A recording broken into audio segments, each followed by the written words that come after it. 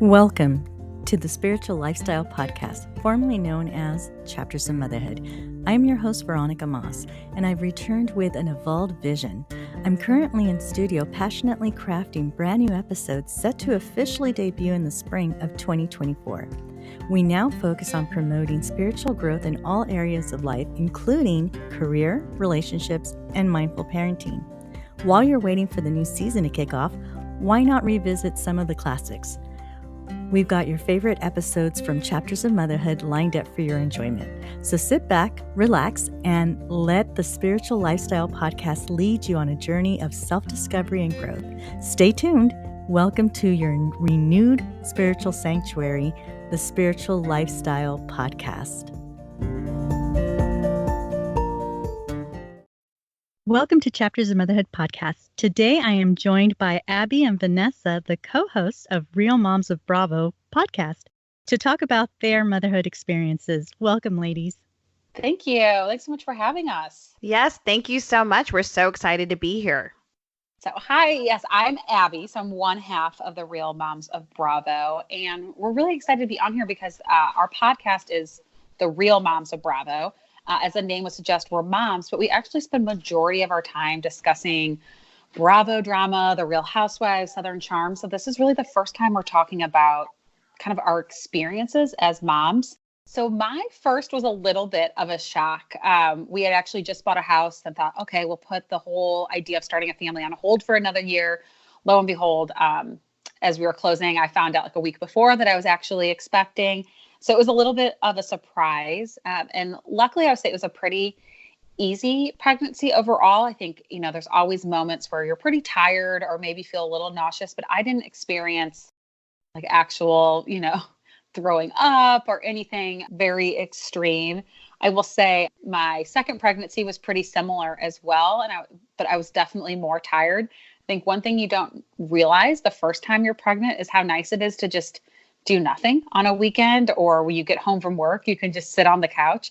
And when you're chasing a toddler, you miss that. So it was a different experience, but I would say overall, I've had pretty mild pregnancies, which is nice, but I always go past my due date. I am 2 for 2 for exceeding the due date. With my first, I was 40 weeks and 1 day when my water broke. And then with my second, I was actually 41 weeks. I went in to be induced only to find out I was already in active labor, which was kind of nice. So I got to skip Pitocin, which was a very exciting thing for me. Yes. And my first birth was pretty long, I will say. Vanessa and I share in that. We both had the very long experience. We were on Pitocin for a while. I ultimately was in labor for about 21 hours. But overall, I would say it was relatively easy. Nothing crazy happened medically. It just took me a while to actually progress. And the second time it was about 7 hours. It was really quick. So that was pretty nice. I know Vanessa's story is a little bit more exciting than mine. So I don't know if I call it exciting. So I'm Vanessa, the other half of Real Moms of Bravo. So I have one child. So I have a daughter. There's probably a reason for that after I tell you guys about my experience. But this was a planned pregnancy. My husband and I sowed our wild oats and decided, okay, we're going to do this kid thing. We're going to try to have a child. Thankfully, I did not have any fertility issues. I did not experience anything that I have a lot of close friends to me who are unfortunately have to go through that struggle, but I did not experience that. My pregnancy was awesome. I had a really great pregnancy. I felt great. So my daughter, her due date was November 13th. And so I had the option to either wait it out or schedule to be induced. For selfish reasons, I went ahead and scheduled my inducement because I didn't want her birthday to be on Thanksgiving. Not that that matters, but Okay. that's where my head was at. Okay. So I was scheduled to be induced on November 15th. I started Pitocin. I remember this because it was the time and I don't know why I know this really weird fact about myself, but it was the time I was delivered, which is 10:37. So it's like forever ingrained in my head. So I started Pitocin. I didn't have any adverse reactions to Pitocin. That part was fine. I got my epidural and that was fine. So I was trucking along. I was making progress. making progress to get dilated. I didn't sleep or take naps. I was so anxious to just know where I was in the process. I couldn't really sleep much. So eventually, the following day, early in the morning, I finally was ready to push. So I pushed for 4 hours. And my daughter, she was head down, but she was sideways, and they tried to turn her and do all the things. And I felt like, honestly, like after that, not that I'm going to walk around naked in front of everyone, but considering like how much I felt like I was seen down there, I'm like, whatever, who cares? So I pushed for 4 hours. And after 4 hours, my doctor came to me and said, listen, Vanessa, we're going to have a C-section. Because I was exhausted and drained and just didn't sleep and was starving, I just was bawling. I started bawling. I never had a discussion with my doctor about C-sections. There's nothing wrong with a C-section. I just, in my head, I think at that moment in time, I wasn't mentally prepared for it. And I wasn't thinking about not pushing out my baby. Like that didn't even like cross my mind that could have happened. It wasn't your birth plan. No, and wouldn't even say like, yes, it wasn't in my birth plan, and I didn't even necessarily have like a birth plan. It was, I wanted the baby out. C-section didn't even cross my mind. So now, just for clarification, Vanessa, they offered you the C-section because the baby wasn't in position, or were you not dilating? I was dilated. She just wasn't in position, and they couldn't like physically turn her. And she wasn't, and it wasn't, the C-section wasn't like an emergency or anything. The baby was fine. It's just after she was like stuck, I felt like, and they're like, we really advise to do that. So I had my C-section, and I just remember that experience for me. So the C-section part, so I was emotionally exhausted, bawling. They immediately get me ready. I get another round of epidural. I threw up during my labor. I couldn't keep my eyes open. I had the chills. You get chills when you get C-sections. I don't know, Veronica, if you had C-sections or not, but it's really strange. So I was really, really, really tired, and I felt like my introduction to my daughter, our first meet, was not what I ever would have wanted it to be. All I wanted to do was just like sleep. So she came out. It's crazy how quickly they do that, because I felt like I went in at 1:00, and then like 5 minutes later, she's already been out of me. So from there on, it was a bit of a struggle, I would say. I think going into it, and not that any mother is fully well rested, and not that you know what you're getting yourself into, but I was so physically drained at that point, and I was not ready. Not that you're ever ready, but ready for sleepless nights with a newborn, even more sleepless nights. Okay. I think it's true for... Oh, go ahead. Sorry. Oh, I'm sorry. I was just going to ask. So when you say that it was a struggle, was it physically struggle, more emotionally, or just being exhausted?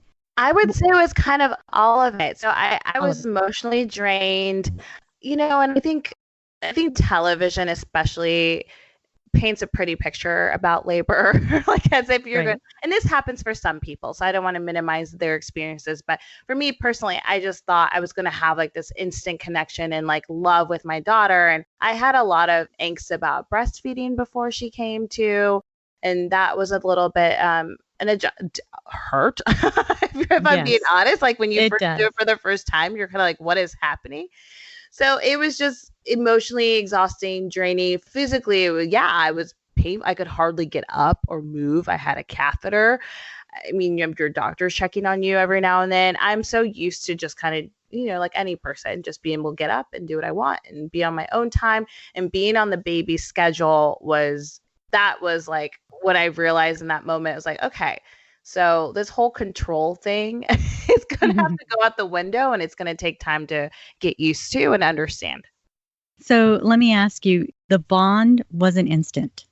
It was not for me. It took a while. Yeah. How long do you think that it took for you? Because for me, just to let you know, my son, it also took me, it wasn't an instant bond. I felt like he was a stranger baby that I had to take care of. And for me, it took about, I believe it was like day 10 before I'm like, oh, that's my baby. Yeah, I would say I felt like I loved my daughter. You love her. I just didn't feel like this instant, like, oh my God, this is what I'm supposed to be doing.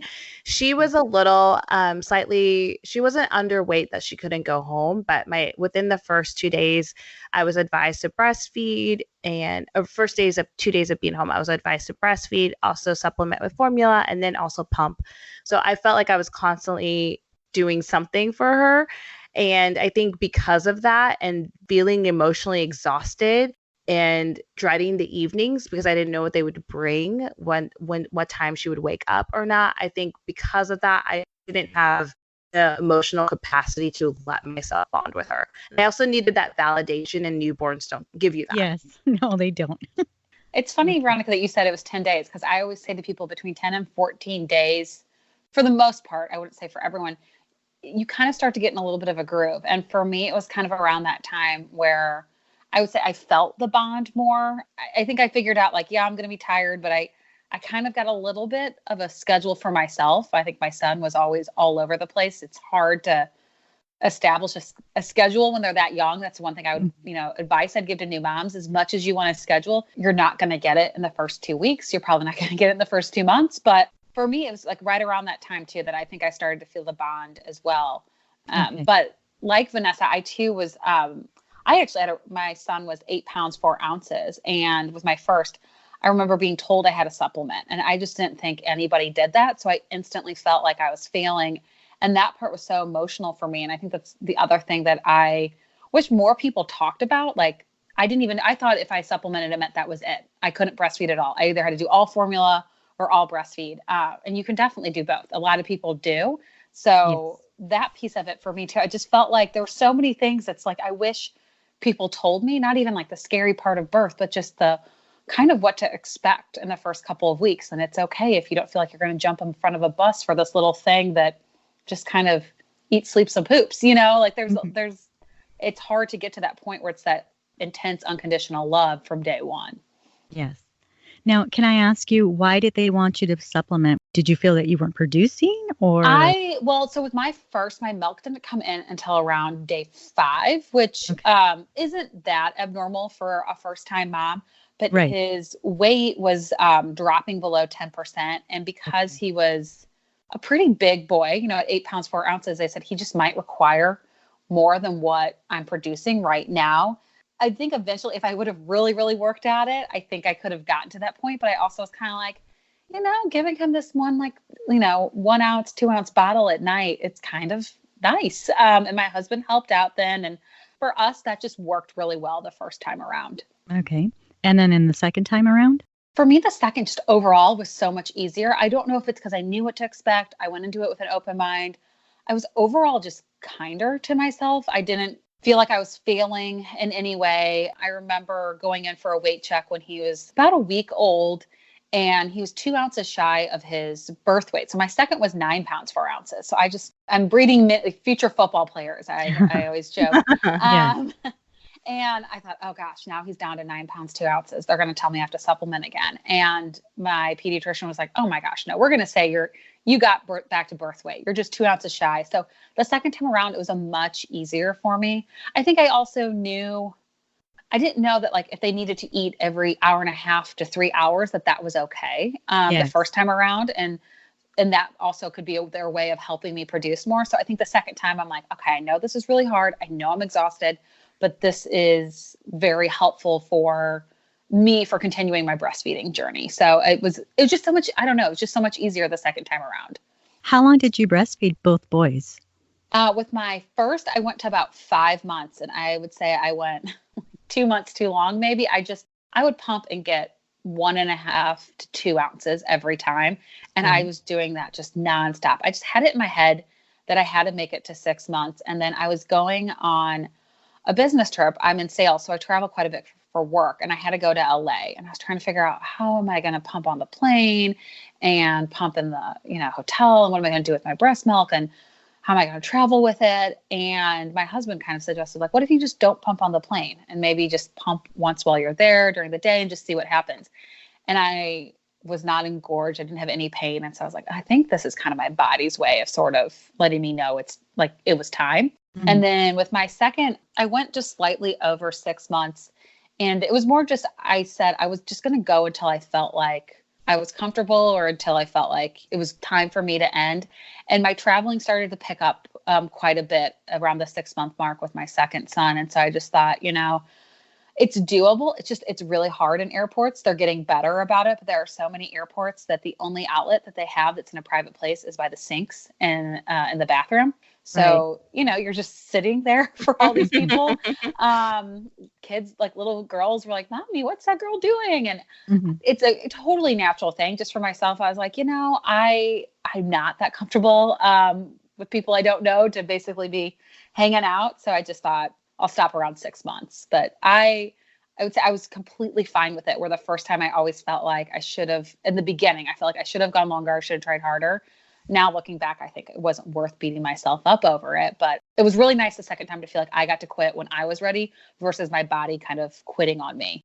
Well, I always say, just because it's natural doesn't mean that it's easy. And it's hard. It's hard work producing milk for a baby. And I do have a lot of respect for women that are able to pump. I wasn't able to pump. I would get the same result like you. I would get maybe half an ounce every time I try to pump, even with all 5 kids. Wow. It was never easy. I don't know if I'm just too tensed and I don't allow myself to relax, but pumping, I just can't do it. So if you can do it, that's awesome.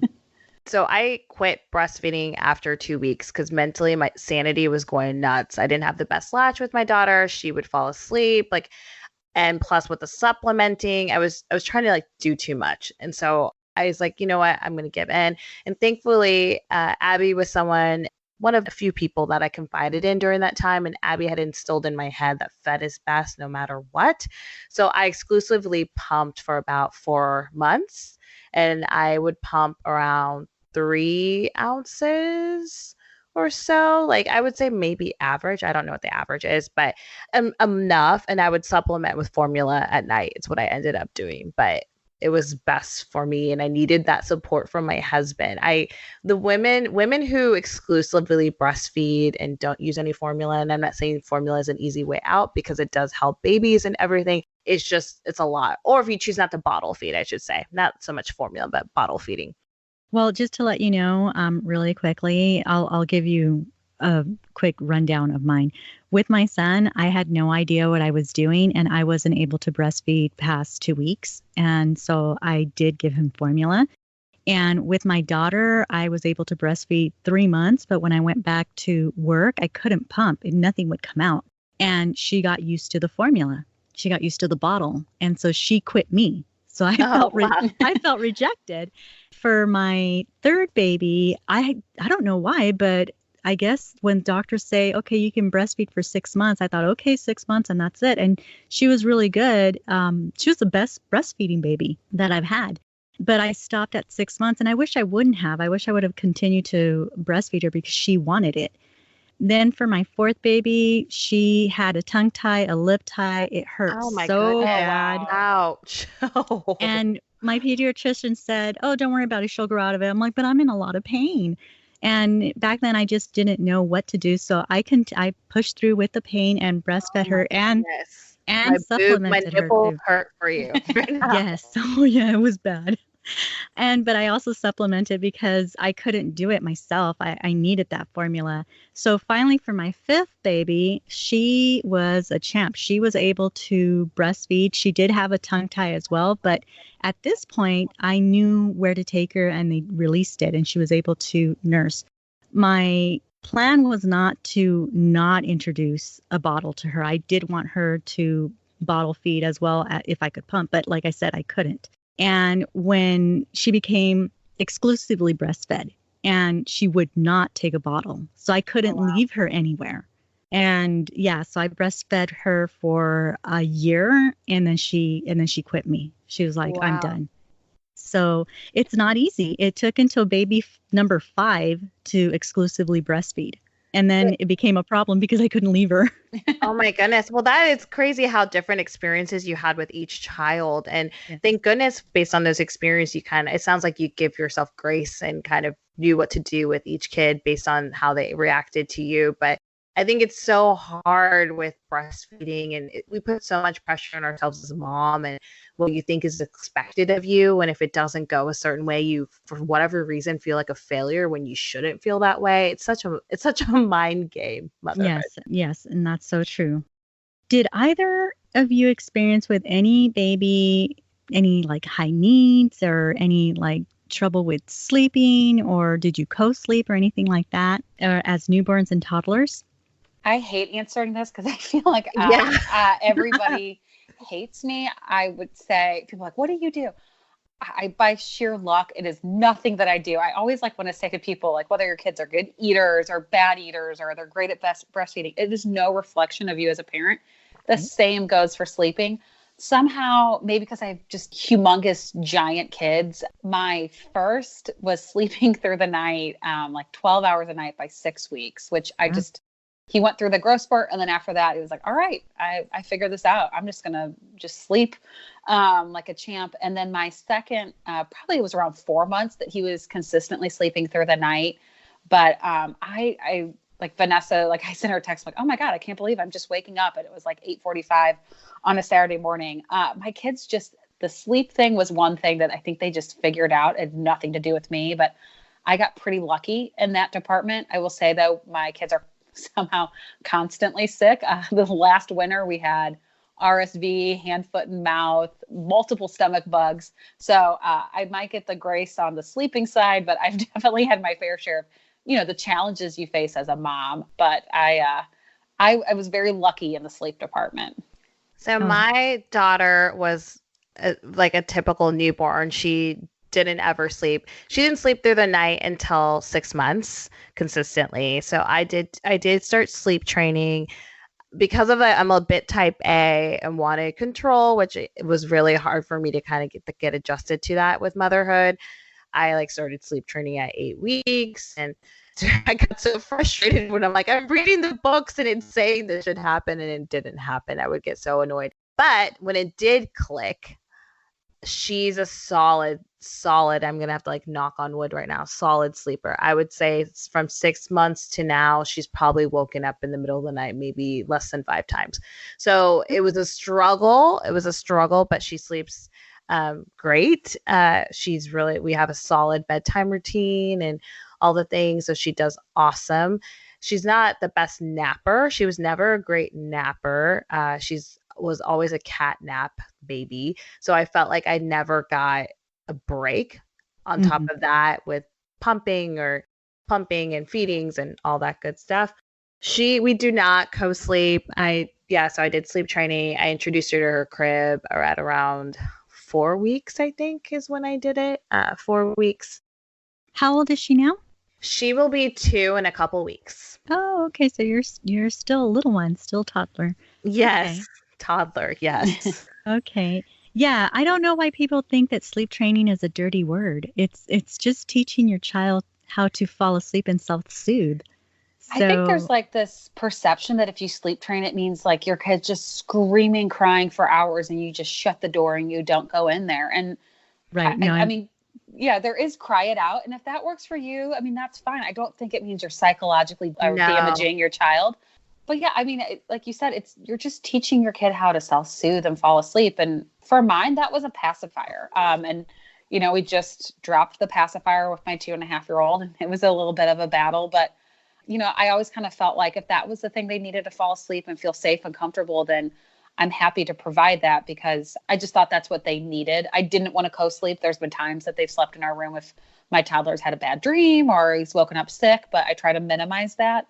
But I agree. I don't know. I feel like people like, I sleep train and like whisper it. It's okay. You're just helping your kid. It's all right. And it's okay if you co-sleep too. I just think you have to do what's best for you. Exactly. There's not one method of parenting. Right. And it doesn't work. The same method does not work on every child. I have 5. Not one method worked on 2 of them. You know what I mean? Everything was different. So yeah. And really when it comes to sleep for the baby, it just really depends on the baby. Like what you said, Abby, you didn't have anything to do with it. They slept on their own, right? Yeah, I mean, I'd like to say I've Is cracked the code and I can tell everybody how to do this and copy it, but I didn't copy it. Whatever worked with my first, I tried. It didn't work with my second. And he Mhm. consistently for 4 months, right around about 2:30, needed a feeding for a solid, till about 4 months. And then it became a little bit later. And then eventually we dropped it completely. But that is what he needed. And he woke up every night at that time. And I just felt like, yeah, I could try to, fight this or go in and, shush him and try to do all that. But I also found that I'd give him that bottle or I'd nurse him and he would go right back to sleep. So there's just like you said, sometimes they need it and they figure out for themselves what they need to do to go back to sleep. I did have to do some form of cry it out. But again, like Abby, like you said, it wasn't like I didn't let her scream all night long. Intervals just to help her, again, kind of self-soothe mainly. And I got that after the blessing of talking to my doctor. And she's like, okay, she no longer needs to wake up to feed at this point. So it's totally fine if you want to do this. And within 3 nights, it clicked and it worked. And I was so thankful. yes, I've had my share, so Yeah, I'm I sure. understand. So, Abby, what was the challenge that you needed to overcome in So my, motherhood so far? yeah. So far, I would say mine is, it was very unexpected. I wouldn't say like I had a perfect journey in motherhood. I had some of the normal challenges. I think also for me at times I felt guilty because I liked working. I thought like, oh my gosh, there's something wrong with me because I don't want to be a stay-at-home mom. And then talking to more people who work, like I realized that that's normal and Mm. everybody has different kind of feelings towards that. But for me, when my son was around 8 months old, and I was actually 8 weeks pregnant, I got a phone call that my dad, I knew he was in Mexico. He was vacationing there, but I got a phone call that he was taken to the hospital and they were running some tests to figure out what it was. And I was because I mentioned I travel a lot for work. I was actually in Orlando for this like kind of week long business training thing that my company puts on. And so I just said, okay, let me know if I need to leave. I can, if it's really serious. And around like 5 o'clock, they said, we figured out he had a major stroke. Oh, His speech is affected, but he seems to be doing okay physically. But you guys, me and my sister should probably get down there. So I was so annoyed, and I look back on this, and I'm just like, oh, I wish I could have like done this differently. I didn't have my passport with me because I was traveling domestically. It's just not something that crossed my mind. Like I might have to jump on a plane to Mexico unexpectedly. So I had to right. fly back to St. Louis where I live. And then I took a flight out that morning. My sisters live in Kansas City and they took a flight out as well. And we were both getting in around noon. And so I was traveling alone and my sisters were together. And so my sisters got a text before they left Houston to head into Mexico that said that my dad was basically brain dead. And this was going to be a different mission than what we thought when we went down there. So I find out when we get into Mexico that this isn't a bring back dad for recovery type of thing and figure out his treatment plan. It's let's just hope we can bring him back. And what some people don't know, if someone passes away in a different country, every country is different. But Mexico and the United States, because of the tension at the time, this was a little less than 2 years ago, we were told that it would probably be a year before we would get his ashes and there's no way we would get his body. Um, So the doctors kind of knew that we wanted to get him out and they helped us find an air ambulance. We were able to get him out and he passed right when he got back into the States. And so for me, it was just sort of this unexpected. I hadn't even told anyone I was pregnant. There was just all these emotions. And my son was only 8 months old. And what I say to people often, it's when you think about, I think everyone knows our parents aren't going to live forever, not to burst anyone's bubble there, but there might come a time when, you have to go on with life without your parents, but you kind of expect at that point that your kids will be older. You might yourself be a grandparent.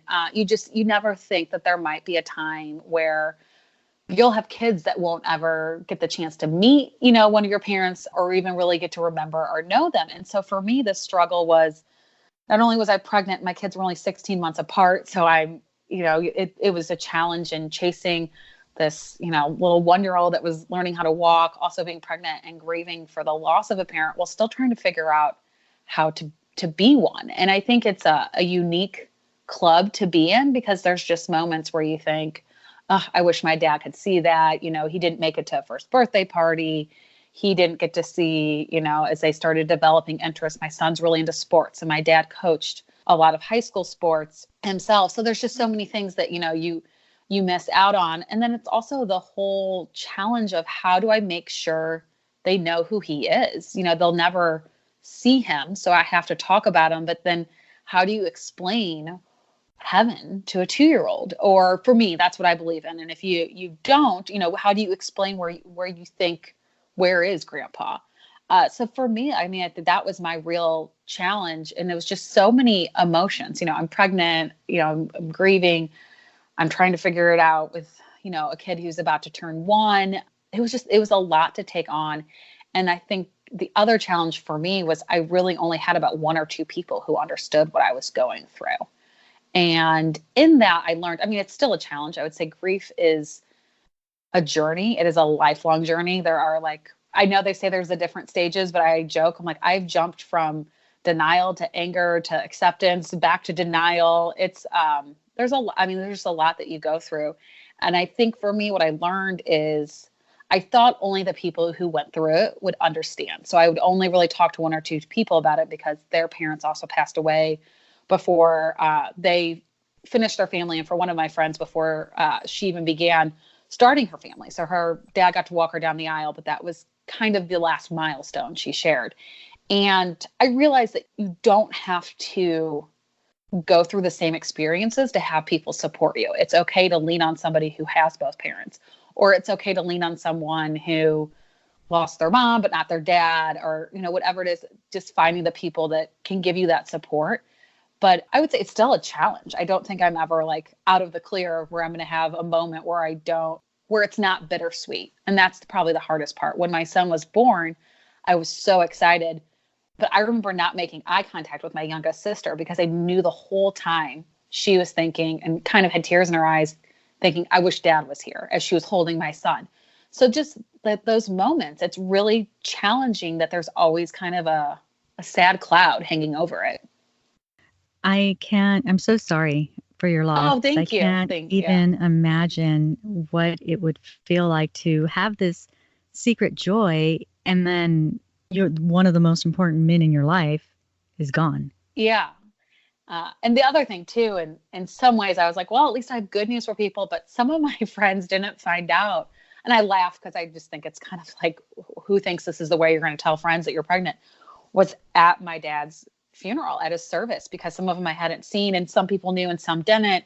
And so they're like, oh, I'm so sorry. How are you doing? I'm like, well, thank you. And I'm pregnant. It's just sort of like, how do you tell someone that in such a sad moment? But I just, I wanted people, I guess, to have some happy news. And I also wanted some people to know, because I didn't want to be like a secret amongst our family and friends. But yeah, it was a very unique challenge. I don't think everyone's gone through it, but anyone who has, definitely feel free to reach out to me. I think it is something that bonds you if you've gone through that.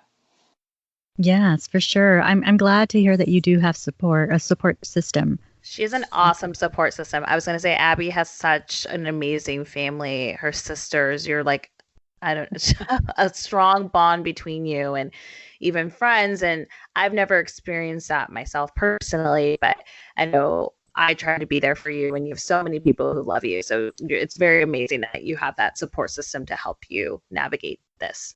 Yeah. I mean, that's, I think, been the part is it's always in the happy moments, everyone's there for you. But I said, it's like in the harder moments, it's when you really realize like, wow, these are the people that are always going to be there through thick and thin.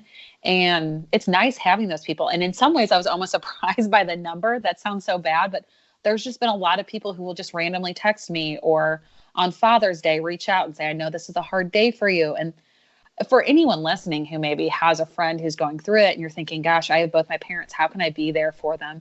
I mean, everyone's different, but for me, someone who just texts and says like, thinking of you, I'm sure you miss your dad or something like that. It's nice to know that people acknowledge it. And Vanessa, I've been so lucky, has been so great with it. She met my dad a few times, but I think he was quite a legend. There's a lot of stories about him that would be. He's a ladies' man. He was a ladies' man. That's another podcast for us. So there's just been, it's nice being able to like share these stories and memories with my close friends. I'm glad that you mentioned that how someone can reach out and support you or someone that's going through this, because personally, I know that I get uncomfortable and I don't know how to support somebody. So yeah, that tip, if anybody else is listening and is going through the same thing, like, how do I help you? How do I support you? I don't know what to do. Just send a text and say, are you okay? And I think a text is such a good way when it's a hard subject. Sometimes face to face, you can catch somebody off guard. Even like I think about my friends who've struggled with fertility, and it's not something I've struggled with. And so I almost feel guilty. Like, it's been so easy for me and I feel bad. And I like want to kind of hide some of my excitement because someone else is struggling. And I think just sending them a text, I've found, is just a way of acknowledging, like, I know this is really hard for you and I'm here if you want to talk about it. And they might not want to, but I just think it's a great way to show your support. One more question. How was your pregnancy during the grief? Did you feel that I guess I'm referring to like old wives' tales where it's like, oh, don't tell the pregnant lady anything that's going to upset her because it's going to happen. Yeah, and I know it's not scientific. But I remember, like, because I didn't have any symptoms other than just being tired, but I'm also like, am I tired because I'm grieving? You know, like, it's a very common thing when you're emotionally exhausted to feel physically exhausted. And I remember saying to my doctor, like, I'm really nervous that I'm not experiencing any symptoms of a pregnancy. You know, I hope, you know, it's like the last thing. There's never a good time for a miscarriage, but I was just thinking, like, oh God, if I lose this baby, like, that will be just too much loss for me to handle. And I mentioned it. And so they heard a heartbeat and it sounded strong. They said, you know, let's just check and do some blood work on your levels, and everything was fine. And I think that helped ease me that, like, my pregnancy was okay and that the stress I was experiencing, I'm sure it affects, you know, a baby in some way, but it wasn't causing major damage, and everything from like an exterior medical level looked good. So that kind of, from that standpoint, made me feel a little bit better. And I think put me at ease and also let me know it's okay to not be stressed, but to let myself become emotionally exhausted. Okay. That sounds, I don't want to say promising, but I mean, it sounds like it would be good for anybody that may be experiencing it themselves, that, you know, babies should be okay. And for me, I'm a person who, like, I can't hide emotions. I need to let them out. It's healthy for me. So that might've been some of it too. I think if I maybe would have bottled it up and like, oh, I don't want to spend all day crying because that's, you know, stress on the baby. Maybe in some ways that was a good thing for me, because I probably would have caused more stress trying to suppress some of my emotions.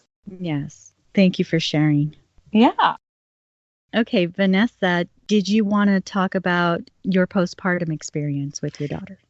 I had a great pregnancy. And like I shared earlier with my birth story, that we had a little bit of a rocky start.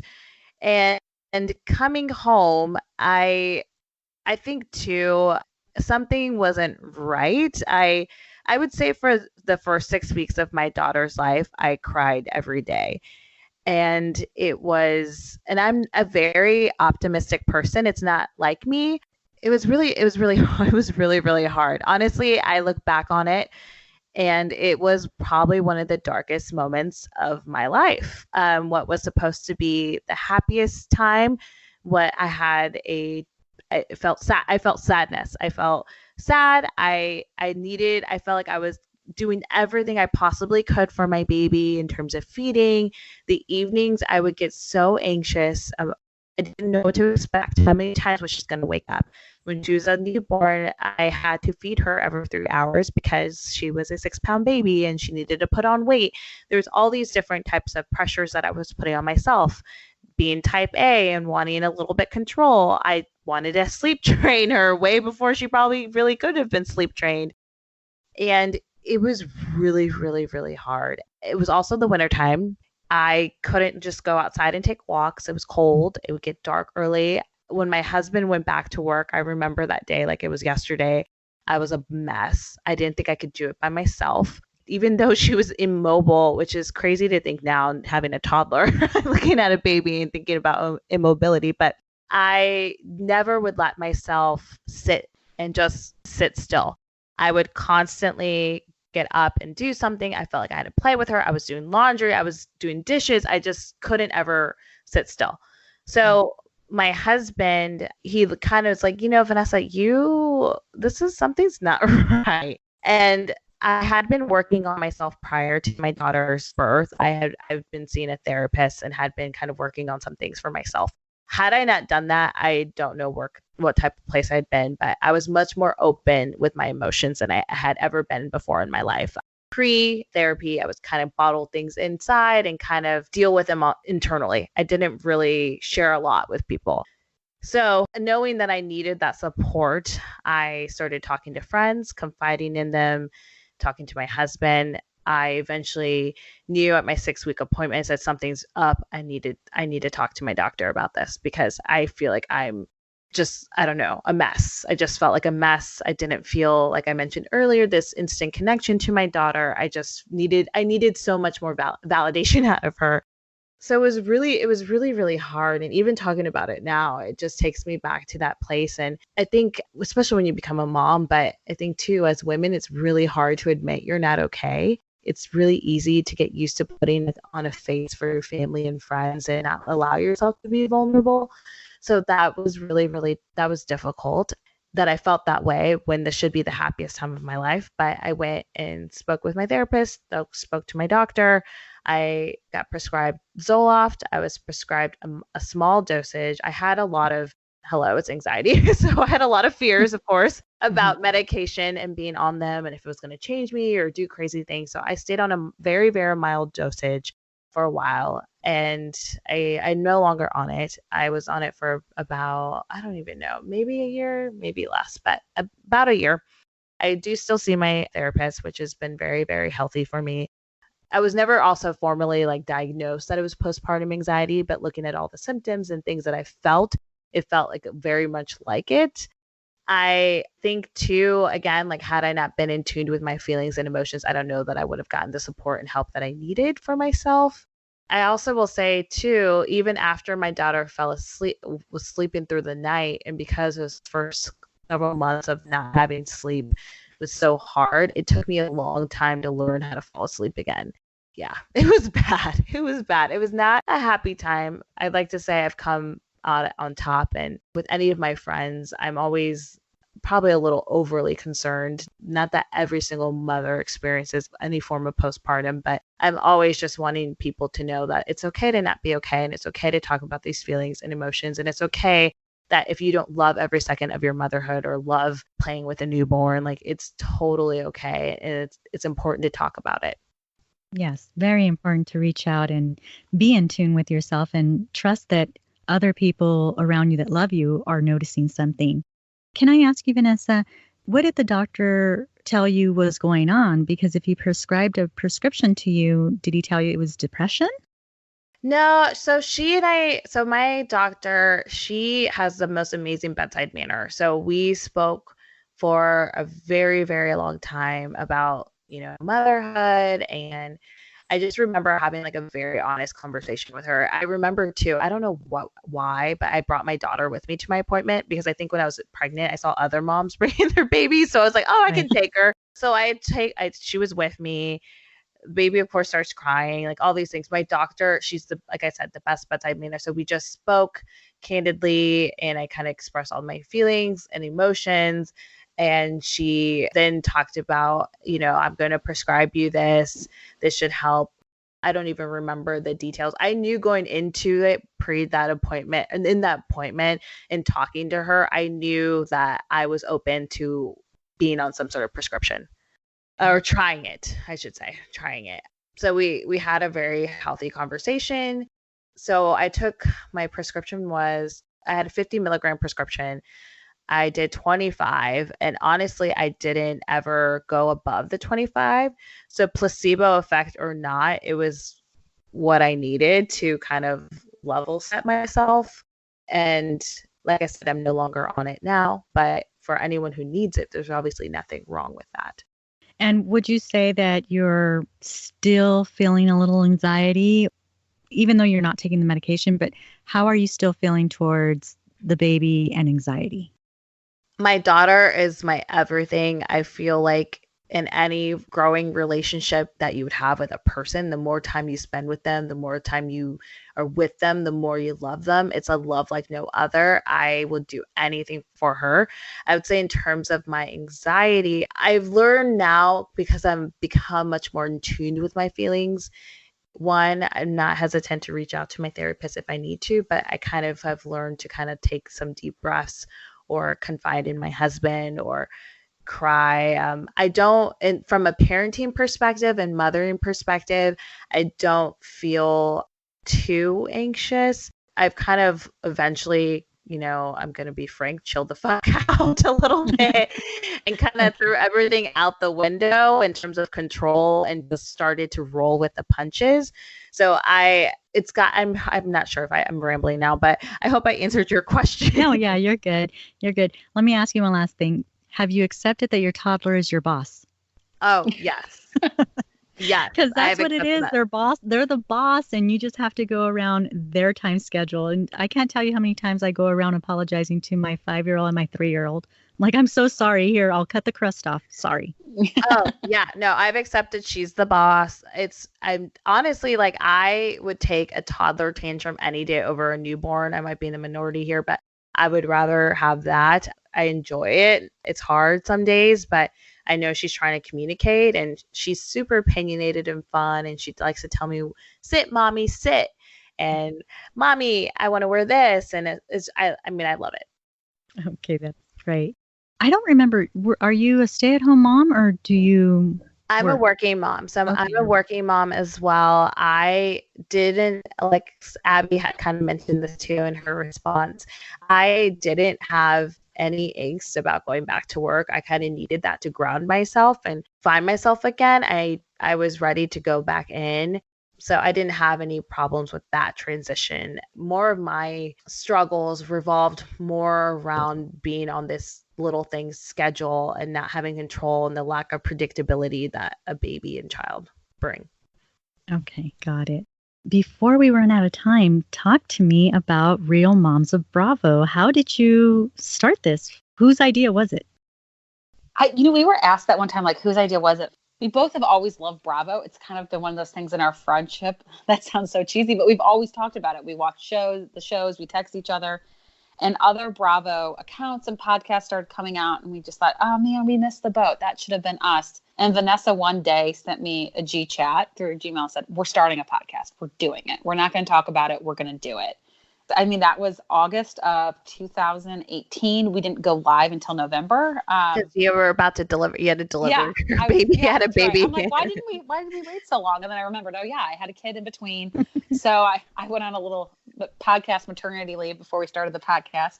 And it's kind of one of those things. I feel like we started it, and there's definitely been moments where it's like, oh God, this is so hard. Let's take a little break. So we might take a week off or something. But I feel like we've just kind of never looked back. Now, you know what? I forgot to ask you. How did you guys meet? You're not living in the same state, are you? Well, Vanessa doesn't quite claim that she lives in Kansas. That's true. For those that are from the Midwest, there's a little bit of a rivalry between Missouri and Kansas. We met though in college. Okay.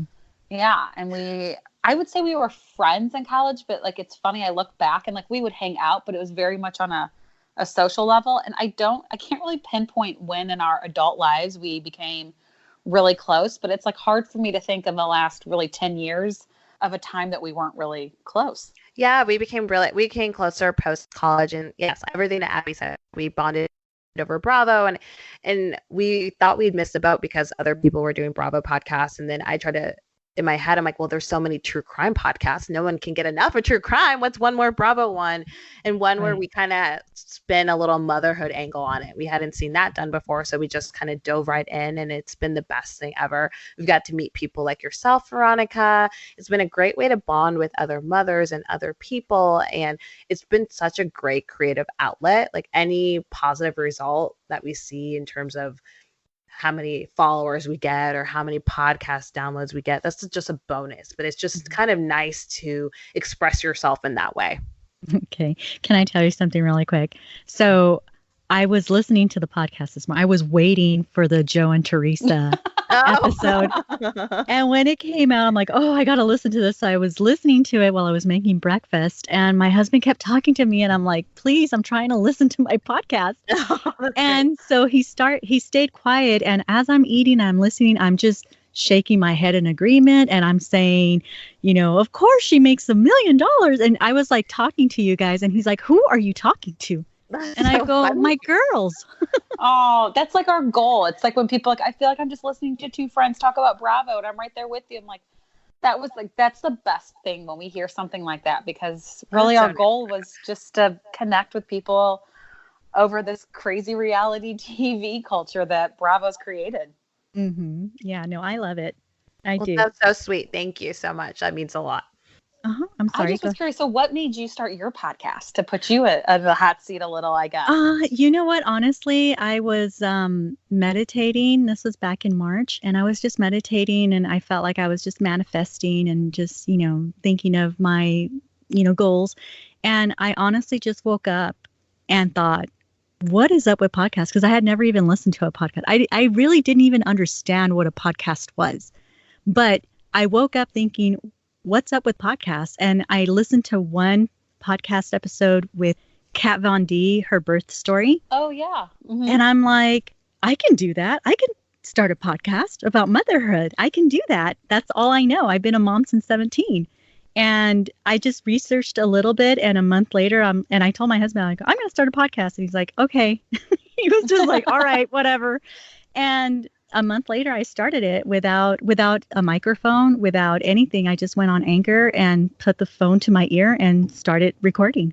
That's awesome. And you have a really sweet husband, because I listened to the cameo he had Bronwyn do for you. We love Bronwyn. She's a housewife of OC, but she also has a large family like you. And I just thought it was really cute. The things that how he described you to Bronwyn was really sweet. Yeah, wasn't that awesome? I was like, oh my God, I can't believe it. Yeah, I like Bronwyn too. Yeah, she's brand new. I told him, I go, yeah, she's a brand new housewife. And yeah, when he did that, I was like, oh my God, she's talking to me.